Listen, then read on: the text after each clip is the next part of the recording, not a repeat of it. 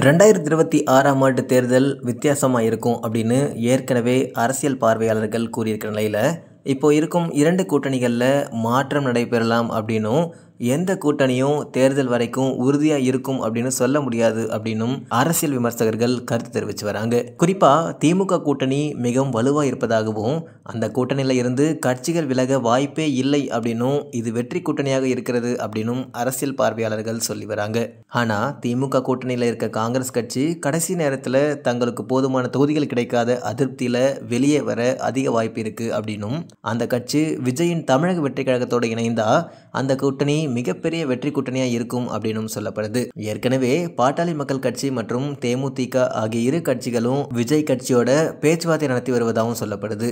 அது மட்டும் இல்லாம ராஜ்யசபா தொகுதி கொடுக்கப்படாததால அதிருப்தியில இருக்கும் வைகோவும் அதிமுக அல்லது தமிழக வெற்றி கழக கூட்டணிக்கு செல்வார் அப்படின்னும் சொல்லப்படுது. அதனால காங்கிரஸ் மட்டும் தமிழக வெற்றி கழக கூட்டணியில இணைஞ்சாங்க அப்படின்னா தாவேகா, காங்கிரஸ், தேமுதிக, பாமக, மதிமுக ஆகிய இந்த 5 கட்சிகள் கூட்டணி சேர வாய்ப்பு இருப்பதாகவும், இதனால திமுக மற்றும் அதிமுக ஆகிய 2 கூட்டணிகளும் முதல் முறையா முறியடிக்கப்பட வாய்ப்பு இருப்பதாகவும் அரசியல் வட்டாரங்கள் தெரிவிக்கிறாங்க.